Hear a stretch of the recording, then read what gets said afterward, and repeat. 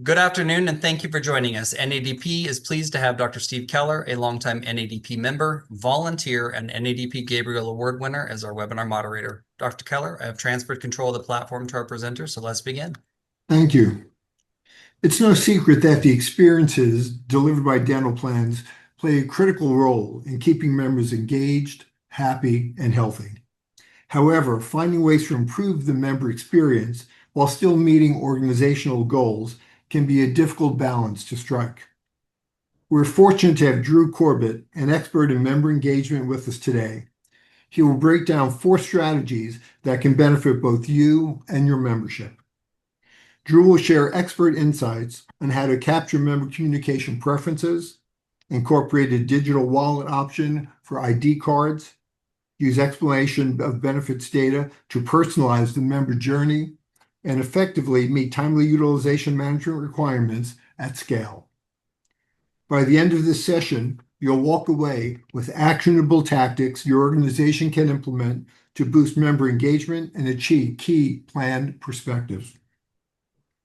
Drew Corbett is a healthcare industry veteran with over 18 years of experience in member engagement, product strategy, and organizational innovation. As VP of Engagement and Design at Clarity, Drew leads the creation of multi-channel program designs that drive member engagement and support unique plan goals. He works cross-functionally to guide campaigns from strategy and design through to implementation and insights. Drew, welcome, and let's begin. Thank you very much, Steve. I appreciate it. And just going back to even the top line of why we're here today and what we're going to be covering, we talk about win-win strategies. And really the thing to keep in mind with that is we know that we're operating complex businesses, and part of what's needed to run those businesses are strategies that are easy to implement and easy to execute. Additionally, they have to be wins for your members so that those efforts are felt. And so when we talk about those win-wins, what we're hopefully giving to you today are things that you can fairly readily bring back to your organization and start to move in the direction of these things that, one, we know are approachable for you as an entity, but two, are going to have a yield when your members ultimately feel them, or when your prospective members hear about them when they're considering if yours is a plan that they might want to move towards. So what we're going to cover today, and Steve, you covered a little bit of this, but we want to set the scene for healthcare engagement trends. What are we seeing broadly in the industry? What do we need to be responsive to? And how are we really being asked to act much more as advocates for our members as consumers, rather than just as members of dental plan services? So we'll talk about those trends a little bit. And also where members are at in terms of their expectations, their wants, and their needs. The underscore here is that we know choice is a paradigm within membership attrition or membership acquisition. And the better that we can align to those expectations and wants and needs, the more likely we are to really fortify those membership numbers and grow them over time. We mentioned these 4 strategies, so we're going to spend time on each one of these individually, but managing and capturing communication preferences, leveraging new technologies that people are using in other consumer paradigms. Digital wallet is going to be one that we really move towards in the discussion today. The sort of unseen capability to utilize EOBs with those CDT codes to personalize experiences and add a tremendous volume of outreach that's really resonant to your members. And then we're going to talk a little bit on the regulatory environment and some of the things that you really need to be developing a skill set in order to stay relevant, stay kind of top of your game as it relates to effective and immediate correspondence with membership.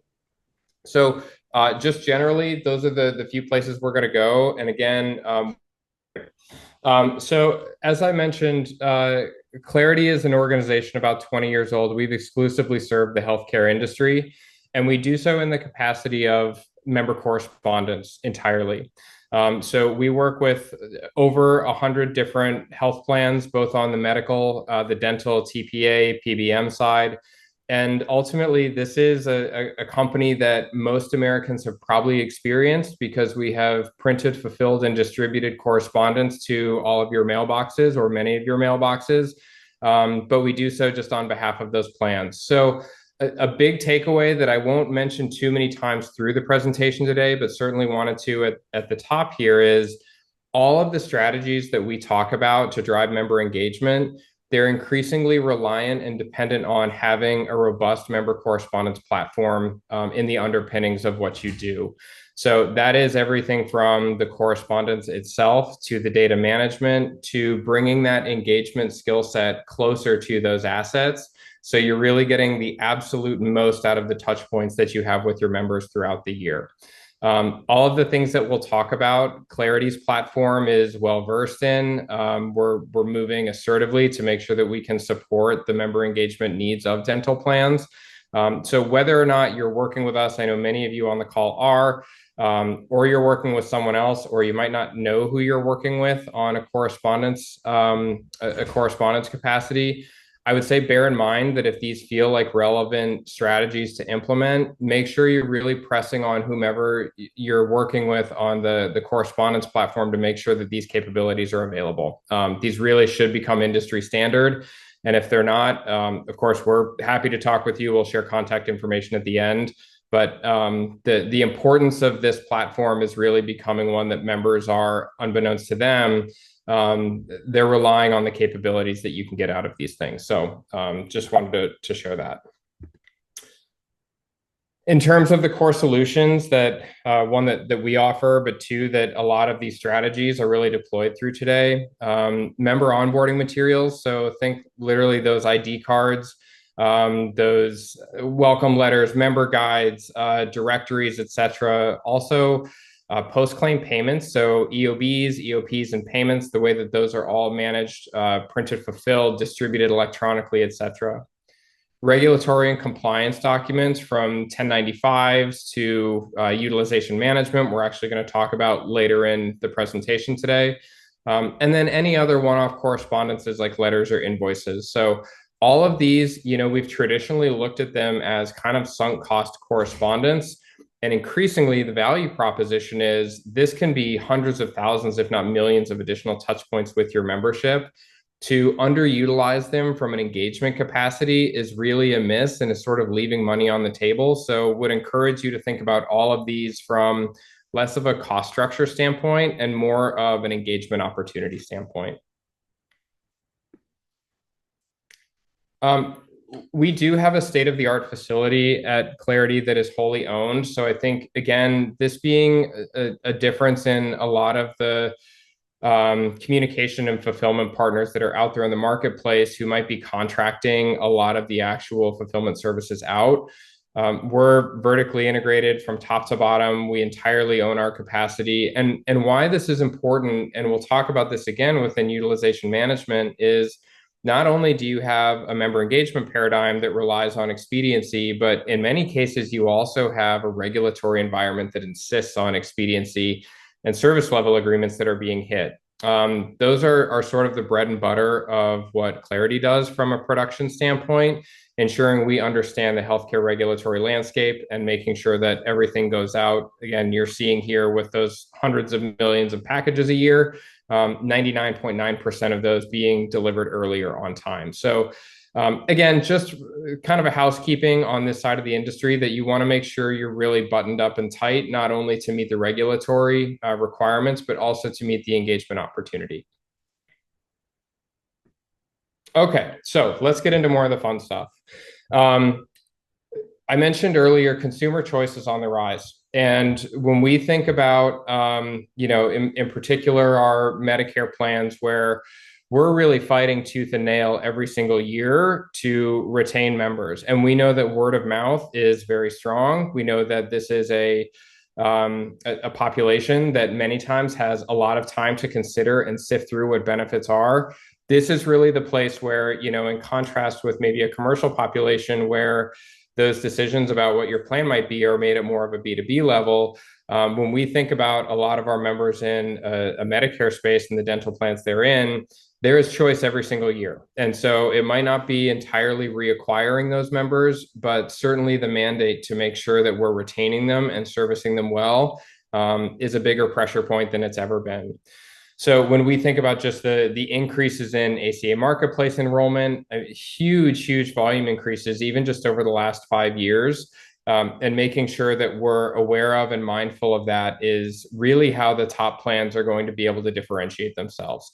Those plans that when it comes to things like word of mouth, and you think about these members when they're in their social groups, in their community settings, that's where the talk happens. And so the closer we are to some of these consumer experiences, even though we know we're operating in a really different business, even little features or little things that are involved in your plan that are really well communicated can have an outsized kind of impact on those members' likelihood to stick with a plan.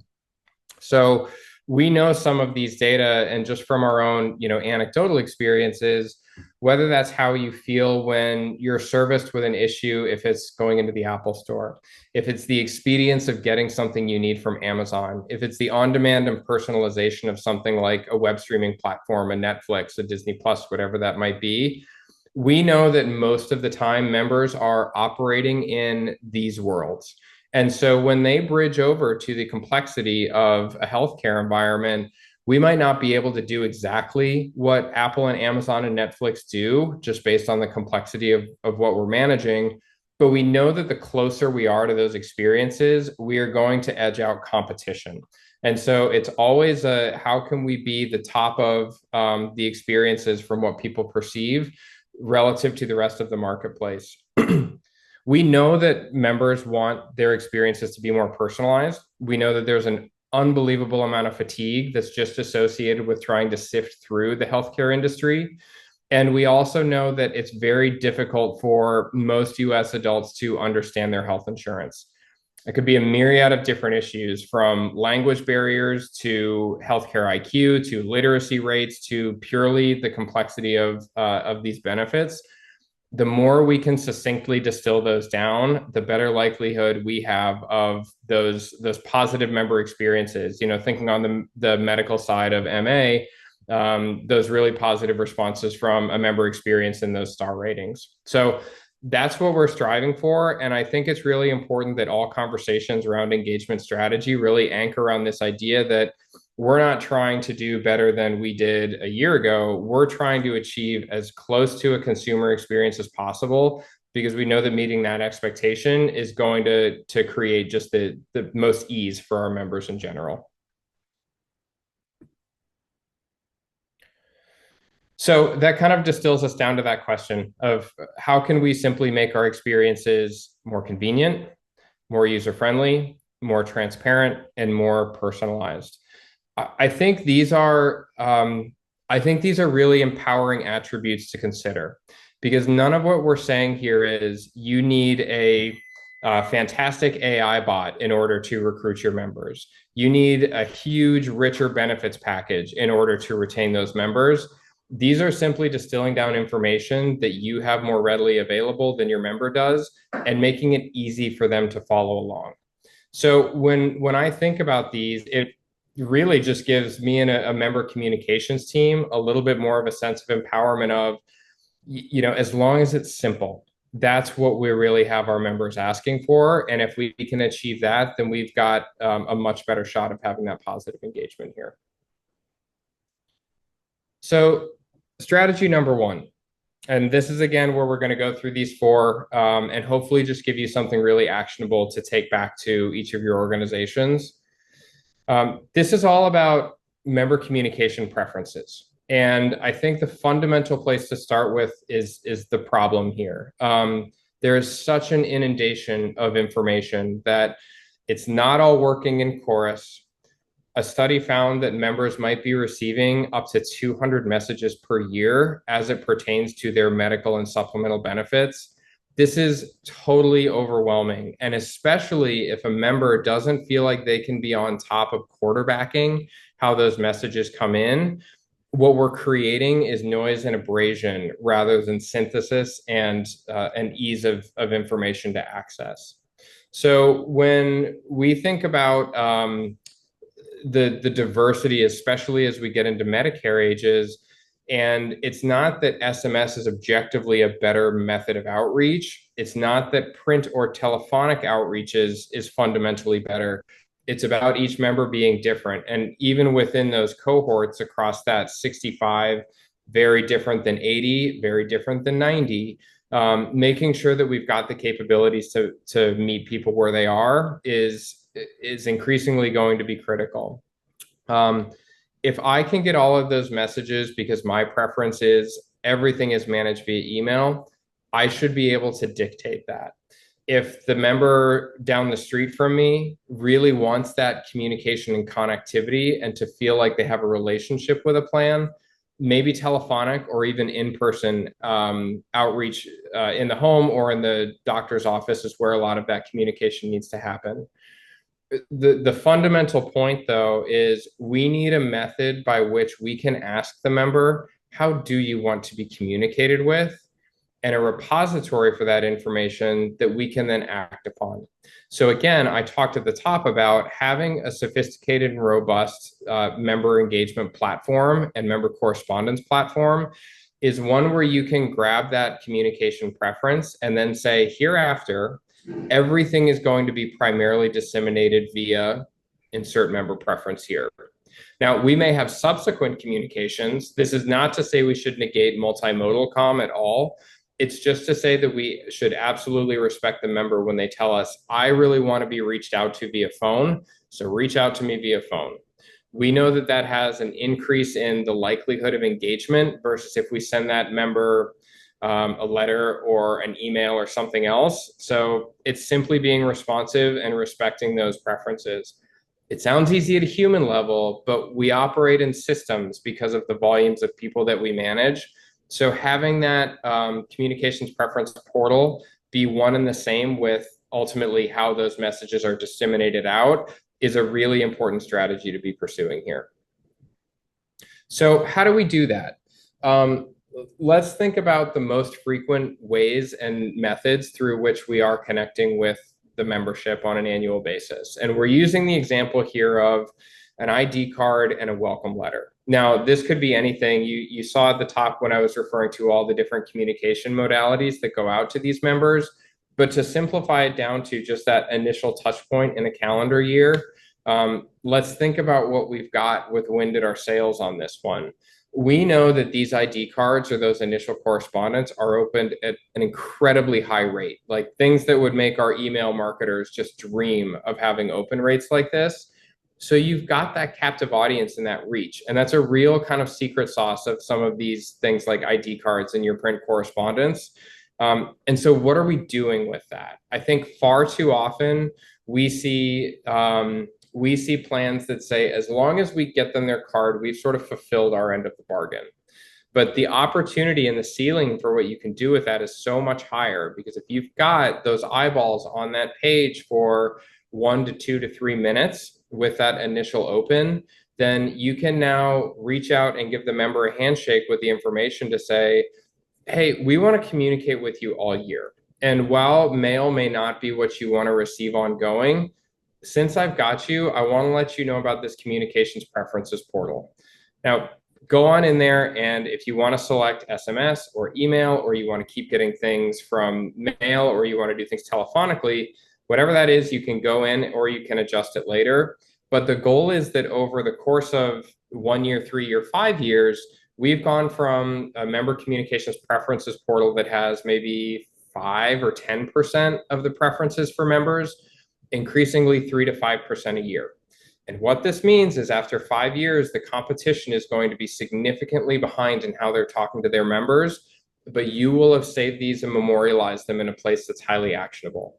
So it's really twofold with this. I love the example because those beginning of the year ID card distributions are so widely attended to.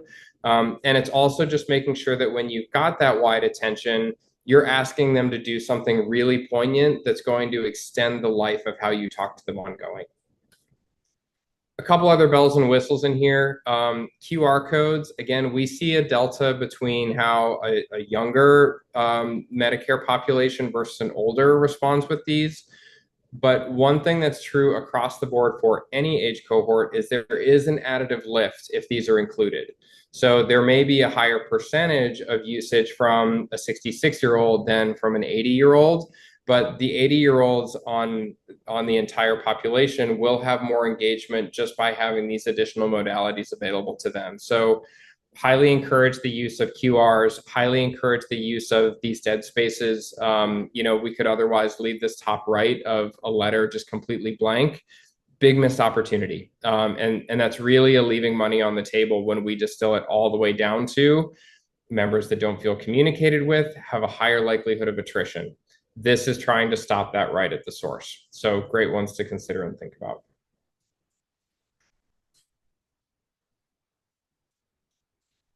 Okay, the next one is, I really think of this being probably the closest to any of our discussion at the top about consumer experiences, and actually myself having a flight later on today. I know that where my boarding pass resides is always going to be in my digital wallet now. And the value of what we can gain from that, and sort of drafting on what we've got from financial services companies, from credit cards, and from the airline industry, concert going experiences, etc., is we are in mass being more conditioned to respond to the digital wallet. Now, some people use this more than others, but simply having this as an available benefit helps a member understand that we are creating experiences that are more germane to where they live and how they interact every day. So adding something like that dental ID card to the digital wallet and having a way to do that, I think is, I wouldn't say it's imperative and you're way behind the curve on that if you're not doing it. What I would say is it's a huge value add if you are doing it. And I think you're probably catching more of the members who are more likely to be in that healthy, engaged, responsive to their benefits. So it's really a way that we can develop as technology and adopt it, and then make sure that we're attracting and retaining members that do kind of respond to those little ease and convenience things like this. I think we could even think of our own experiences and say, the one or two little simple things about my plan that just make it easy. And actually for me, one of mine is having a digital wallet ID card. I don't know that that's the only thing that would keep me around for a plan, but I sure value it. And so it's one of those, every time that I'm at the dentist office, for example, I just don't have that barrier to access or that little bit of inconvenience. And this is really a place where the market has moved forward. If you're only doing things through mail delivery, you're probably falling just a little bit behind on that, and a great opportunity to catch up on this one. One other thing that we'll just highlight with this is how cost effective it is. So for a lot of the plans that do have those go paperless campaigns, maybe even over a 5 or 10 year time horizon, starting to condition members towards those ID cards and digital wallets is a great place to start, and a great way to soften that blow if it ever comes to that's going to be a hard stop in a given plan year if we're no longer going to do printed cards. Having as many members already on a digital platform is just going to create the least amount of abrasion there.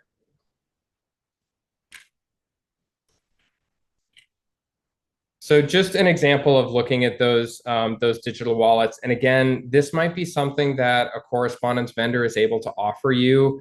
It may not be. This is a place that Clarity has really been intentional about saying, we've got to be here before the market is. And so we've developed out our digital wallet solution to ensure that, one, you can have a lot of the requisite information that is both convenient for the member, but also that's mandated to be here.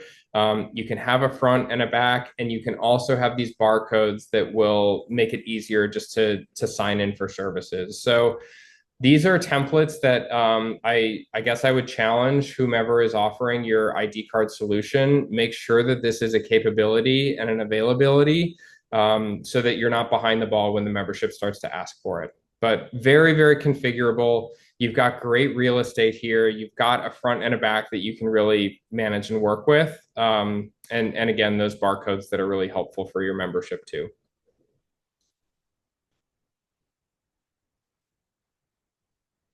Okay. Strategy number 3. talking about the utilization of explanation of benefits documents, when we started thinking about this at Clarity, it almost feels like the last document in the world that you would think could be really engaging. But the more we've worked with this, there are really important reasons why we shouldn't fly by EOBs as an engagement opportunity. One, there's an unbelievable amount of data. Obviously, when we think about the membership times however many claims for preventive screenings plus orthodontia, et cetera, this is generating activity from a correspondence and touchpoint perspective in such a huge volume, but also a really high value volume, because we are now able to reach people throughout the course of a year, as opposed to just when kind of the cyclicality of the plan administration happens. So I love getting something in front of the member like we just talked about with an ID card, but how am I reaching them in March? How am I reaching them in October? These EOBs can be that hum of a reminder that you are in tune with what that member needs. And then when that open enrollment season comes around, we're not grasping for, how do we get back in touch with them? If a member, especially one with higher need, has been involved in their care over the course of the year, they might have gotten 3, 5, 6 messages across the year that are just encouraging their benefits and encouraging their participation. So really, really nice strategy to focus on retention with these. And again, it's, a member might be receiving, even just with annual cleanings, 2 of these a year, but on up to 5 or 6 is well within the realm of possibility of what they can do. Recency and relevance are critical with EOBs.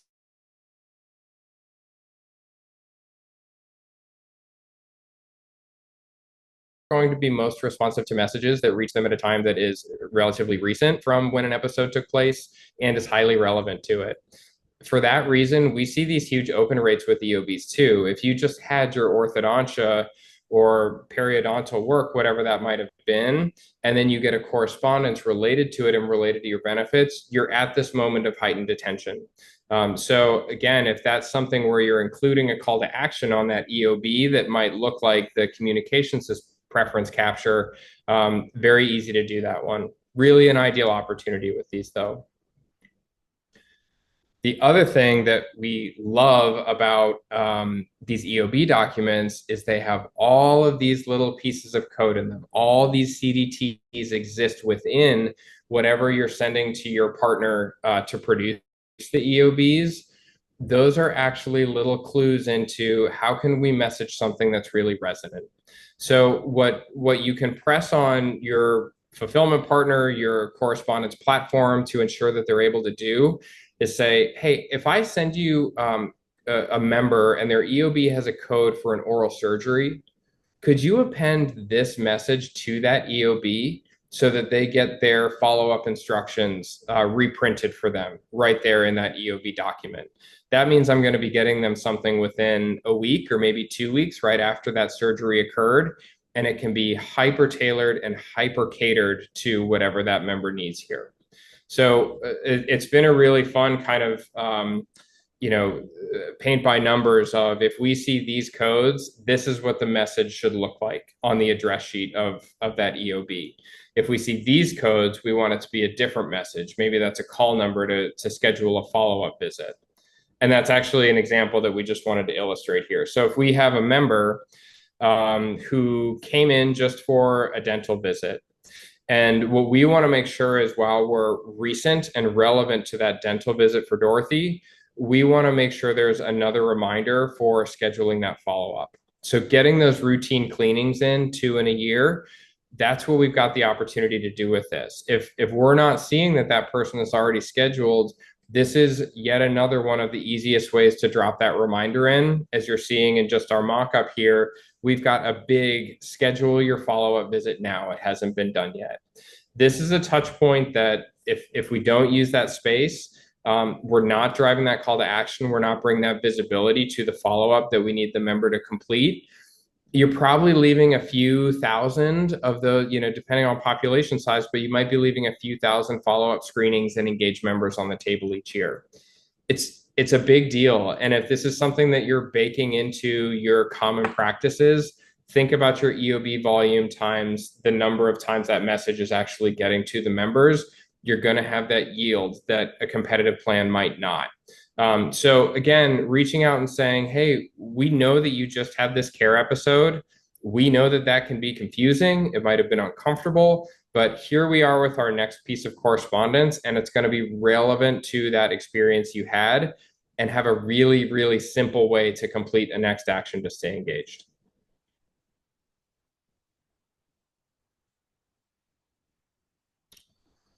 And so number 4 here, we are looking at utilization management requirements more and more often. We know that this, and I promised that we would get into some of our regulatory update, but we know that there have been final rules that were proposed and then have gone through the process back in January of 2024, effectively saying we need greater transparency for members in terms of prior authorizations in particular. And so the trend in utilization management has been, if we've gotten this notification for prior authorization, we want a significantly cinched down time frame in terms of that getting back to the member. So cutting down on this waiting period is really where at least a portion of this legislation has gone. The implication of this is that a lot of plans are a little bit on their back foot with this is now asking us to put requirements through a lot of processes that already felt very quick.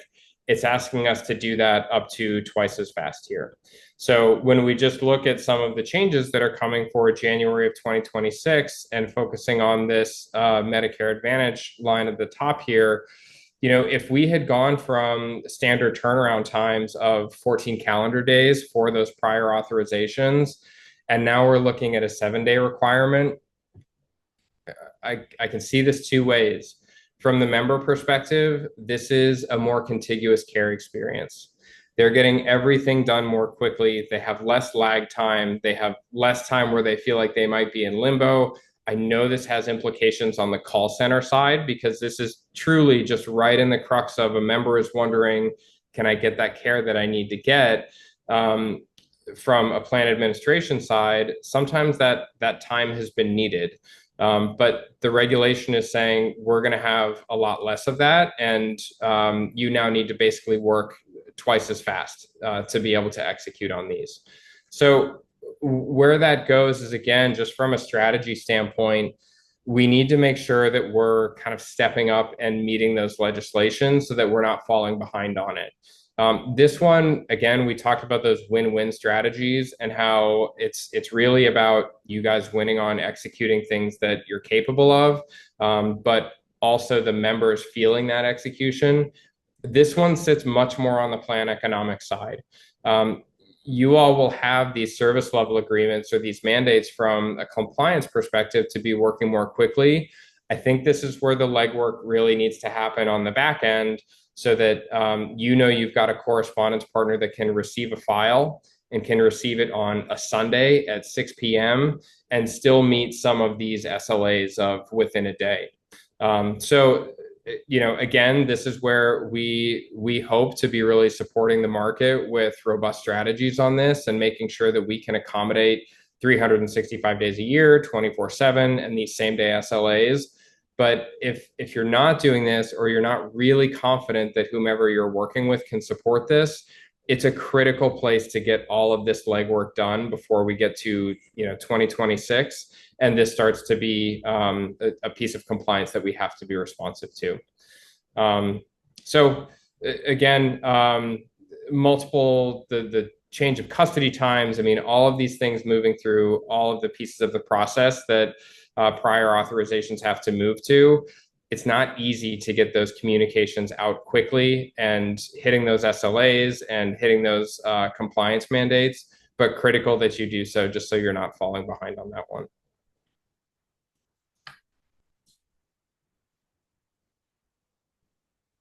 So just a few final thoughts on this, and then I know we wanted to leave a bit of time for questions here too.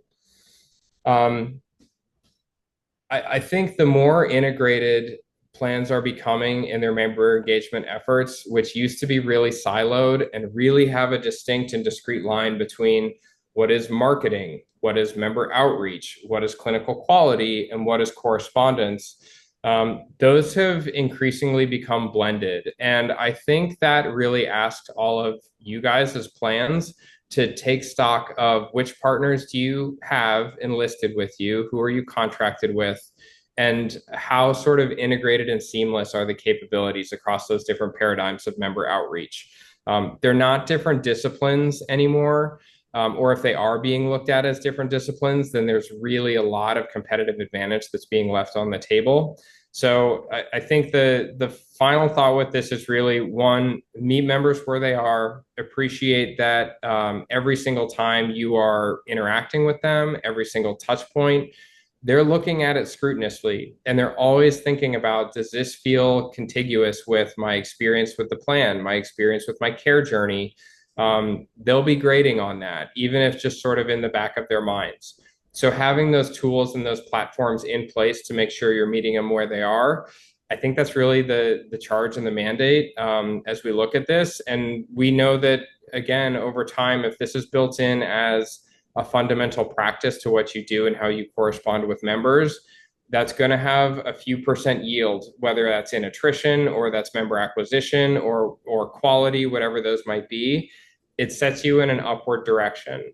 And I think conversely, if you're not doing that, it's just going to start to be felt more and more as these consumer expectations grow and increase. So I think we'll leave with some of that. And Steve, I believe we might have had some questions come in and would be happy to field those or explore any of these topics further.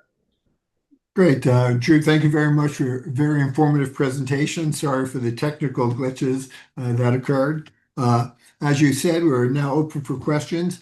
Attendees may type in their question by clicking on the Q&A button at the bottom of their screen and type in their question there.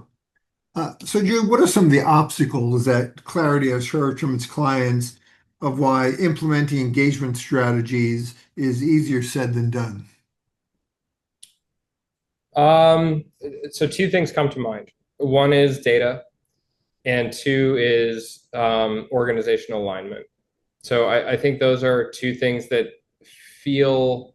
can feel somewhat immovable. And I can appreciate that. Like, data liquidity in healthcare is not easy, and IT departments are strapped. And so if you're saying, hey, we really want to analyze and look at this data to be able to improve our member correspondence, I think it's a worthy charge. But I've also heard many times plans say the queue to get something done with IT is 6 months long, and there's no way we're going to be able to get to the front of that. So I could talk through that one first. I think that's fair. I think I also think that there are more baby steps that people can take that sort of only use data incrementally. So there's certainly a use case out there where you're using increasingly sophisticated data, you're pulling it more often, you're refreshing it weekly, whatever that might be. But there are a lot of these strategies that if we think about them, they don't require data. So I'm just thinking back to that ID card and welcome kit. Most plans are not putting anything from a member engagement perspective anywhere on that document. So forget personalization, forget it being only relevant to you after a recent care episode. Just to say, we really value you getting involved in the portal so that we can better communicate with you. You could send that to the entire population and it's not data dependent, and it still is going to trickle in hundreds and hundreds and hundreds over the years of more people who then get into your tools like portal. So I think data is one. I think it's merited. And I also think that there are ways to take baby steps that you don't have to be behind the 8 ball on getting that data. The second I mentioned was organizational alignment. And this is kind of related to that. How do we get to the front of the line for an IT department or for a data pull? I think we see clients who are trying to train their organizations that member correspondence is an opportunity. it's not just a cost center, and it's not just a sunk cost of, hey, we send these to members every year. It's really something that can have a bearing on clinical quality, on utilization, on, routine screenings happening at a greater clip. So I think the more that you bring strategic initiatives into the fold of, we actually have a seat at the table to influence these strategic initiatives like member engagement, even though we haven't traditionally thought of correspondence that way. I think that's a way that you can start to drive alignment. You have to talk about it in terms of plan economics, not in terms of, isn't this a nice looking message? But when you do that, I think you can start to kind of get the voice into more of the relevant meetings to make this sing. Well, thanks. It seems like member ID is, from my perspective, the first touch point you have with that member, Absolutely. certainly a new member. And very often you get, 7-page package, multiple languages, doesn't really make much, sense, long, convoluted. It seems that's a very easy first step, and an opportunity that plans would be able to look to implement very easily. It really is. I mean, even, going back to that data comment, a really simple line to draw in the sand that doesn't take much data or doesn't take much sophistication is saying, are we sending an ID card to a brand new member that we just got January of 26, or is this a member that is on their 6th year of working with us? Those should be different messages. Those are totally different handshakes. And if you think about it in human terms, if you're meeting someone for the first time, of course, the things that you want to tell them are going to be different than meeting an old friend. So I totally agree with you. If you're trying to just level set and establish a tone of value and consistency, and simplicity, then I think doing so with that ID card at that first touch point of the year, especially in a Medicare audience where I feel like the cyclicality of January is always when I take stock of my healthcare year and what I'm planning to do and what my benefits are. And the more we can just seamlessly meet in that conversation, I think I agree with you, a great opportunity for it.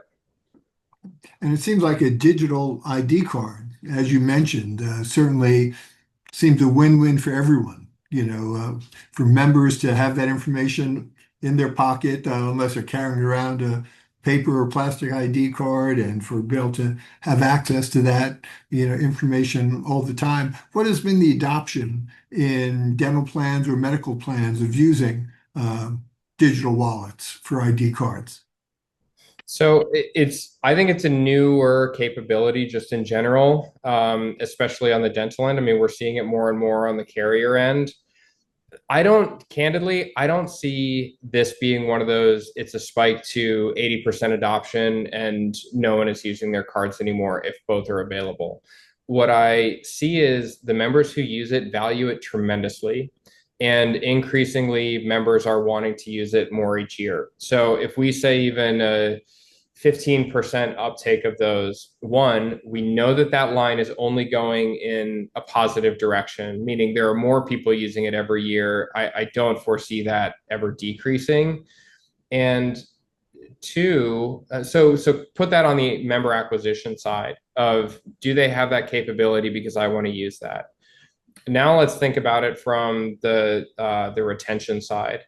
If I don't carry an ID card physically because I just carry my phone, this is like, there's no way I'm leaving a plan that doesn't have this capability if I'm already with one that does have that capability. So I think coming back to directly answer your question, I don't know our exact statistic on what the uptake is. I would guess it's in that, say, 15% range, but I would also say if we talk in a year, it will invariably be higher and the same ongoing. So again, good one to be ahead of.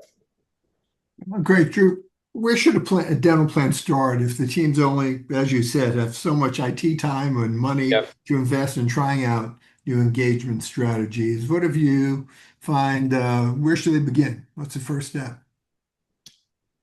ID cards, one simple call to action. Don't even worry about, is it new member, is it old member? There's almost like a binary nature of, if you've asked for data, It doesn't matter if it's simple data or if it's a huge mountain of data.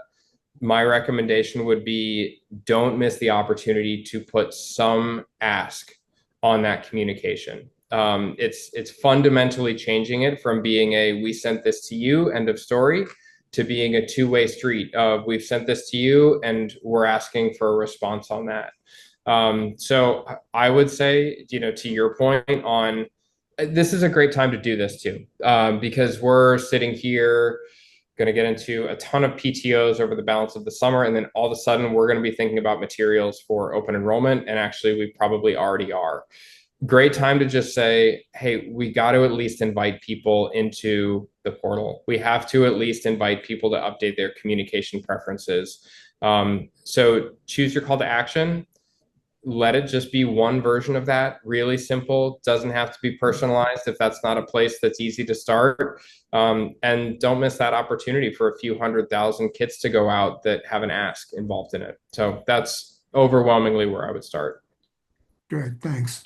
I know you talked about the prior authorization timeframes. So what are the implications of not meeting the new prior authorization requirements? And is there any flexibility with hitting the timelines?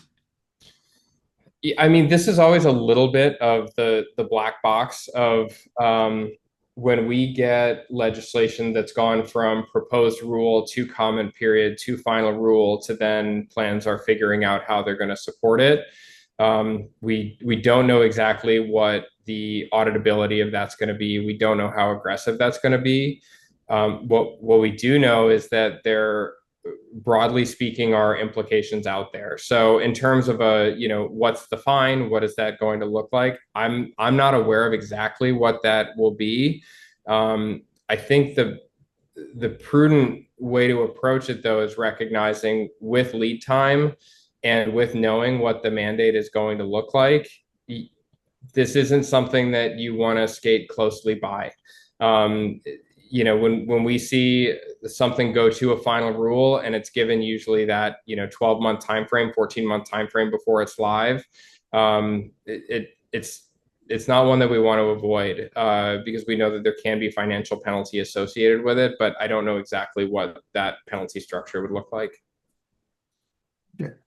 Do you measure which letters, welcome kits, member guides, other communications drive the most engagement? And if so, how do you measure those items?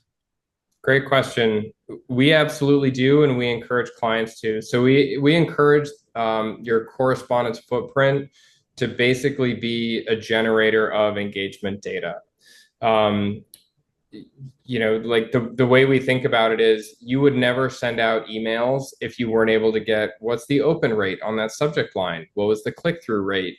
We really feel like it's a missed opportunity if other forms of correspondence aren't giving you that same type of data back. So a couple ways that we've invested in this. One is a capability we have called Pathfinder, which basically you saw a lot of the examples that I had on screen today have QR codes. Being able to measure how many people have clicked on that QR code, and I'll do you one better, being able to measure which members have clicked on that QR code is a way that you can not only say, we sent 100,000 of these out, we had 4,000 of them get scanned and clicked, and then we know the composition of the people that scanned and clicked them. So we know geographies, we know age and gender, we might know if they live in a rural or an urban setting. You can start to look at a piece of correspondence and say, it looks nice, but what's more important is that it was really resonant with our 65-year-old females, not nearly as resonant with our 75-year-old males. Okay, that's interesting information. And again, a responsive platform would allow you to say, hey, next time we need to make an adjustment to the letters that are going out to males so that we get more response from them. Now you're using kind of a feedback loop of the correspondence invites data, the data comes back to you, you can inform your correspondence platform to send out something more resonant next time. That's where we start to see this building a real data relationship back and forth. Drew, you mentioned, again, those areas, geography, urban, rural, old, young, respond to different things. Can you share some of your findings just briefly in sort of member communications for plans? Sure. What some of those are? Yeah, I'm thinking of an example actually with a medical carrier and a national, but they had done. I mean, we call it an experiment because they wanted to put these collateral out there to their population, gather the data of who responded to it, and then look at it as sort of a contained experiment, so that they could optimize from there. So this went out over multiple states, and what this plan did was. We're going to include those stickers on an ID card for some of them, and then we're not going to include a sticker on others. So those were our two test groups that we were looking for. If we had stickers, is there really a real response there? We looked at it state by state, and in every single state instance, two things happened. One, people were more responsive to the stickers. And so there was a real proof point to say this is worth our investment to add these onto all of our ID cards. The other interesting thing is there were, I think, a 12 percentage point swing of how engaged the most engaged state was from the least engaged. And so if I'm driving an engagement strategy, and now let's say we localize that, we're going to look at one state where we offer service and say there's a huge disparity between people who are in the metroplex versus people who are 20 plus miles away from a metroplex. That gives me the information to say, I might want to talk a lot more about access and convenience for and remote or telemedicine options for the ones who are further away. Whereas I want to talk more about, you've got these locations within 2 miles driving distance or near public transportation or something like that. So honestly, the data relationship is what I think is one of the biggest opportunities and the most exciting opportunities is looking at collect the data, analyze it, and then you've got something to manage from. But that's just an example on that. Include stickers or don't include stickers. The data overwhelmingly told us that if you talk to people differently, they will respond differently. And so the practice really becomes let's tinker with how we're talking to them so we can get the optimal response. To the tunes of thousands of more people a year taking a given action. Great, thank you. You highlighted that members prioritize experience and transparency. What are the key obstacles that prevent plans from really, making that happen and, putting that in effect? And is it IT or how difficult is that process? I think IT is one. I think, a lot of what the legislation also addresses is just data portability. And so, like, think about a supplemental benefits plan for an MA member. You have so many different and disparate organizations that are providing those, say, 20 plus supplemental benefits. So I think part of what creates a fractured experience is the idea that there's not one orchestrator of all those things. And I think the point that we made on one of the earlier slides is everybody is vying for your attention. And so those 200 messages that create all that noise, I think everyone is well intended to try and get their member to use their available dental services, their available chronic condition management services. But in totality, it just feels like they're being shouted at. When I come back to investing in a more centralized platform for member communications, part of it is so that there can be greater transparency and greater simplicity. So all of the instruments playing at once is very different than an orchestra. But the ability to say, if we centralize things and then have the ability to orchestrate who receives what message when, that's, I think, where a member can start to feel a sense of calm. I'm being asked to do one or two really relevant things rather than being asked to do 30 things and I have to decide which are relevant. I think again, Steve, just to answer your question, we live and operate in a really fractured world of benefits administration. And I think part of our charge is to say, how can we, on behalf of our members, calm the noise and manage the noise so that we can be the one place that's giving a really succinct message? Does that make sense? Yes, absolutely. And so communication portals for members to tell us their preference or contact seems so simple and a priority. I know with my drug plan, I've emailed them, I've called them to really just give me information online, and I fill a Yeah. prescription, I get 9 pages of information after I've filled a simple prescription. It's impossible. So, how easy for you to help a plan? That seems like a good first step. Is that something that is easy to integrate and put into effect that everyone would benefit from? Well, the act of gathering member preferences is something that, for example, our platform has the capability to do that. And part of the value of doing that, I think, with a traditional and traditionally print correspondence organization is we generally have 99% of the membership is archived in our system. And I would guess if you're using another company's platform, they do too. I mean, the nature of we have to send ID cards out to physical addresses is that we know how to reach those people. So critical mass of people in one system or platform, I think, is a really important place to start. This is something, for example, if you have an email marketing tool, I personally don't think that's the best place to be chronicling that information because we probably only have 15, 20% of member emails in there. And so it starts to be really noisy. The benefit of doing this in a place where you've got 100% of the members is you have a more succinct mechanism to say, we've got some people's preferences, but not others. But there's no conflict because we're not trying to match this up across different systems. So it's a long road. There's no doubt about that. But I think you have to look to where you can manage the most people from a singular place. And that's where you're going to have the highest fidelity of kind of message consistency with what a member wants. Well, thank you. On behalf of the NADP, Drew, I want to thank you again for a very informative presentation. I'd also like to thank all of our attendees for joining us for today's webinar. Please join us on July 1st for an update on CDT 2026. This session is for NADP members only. Thank you all and have a good afternoon. Thank you, Steve. Appreciate it. Okay, my pleasure.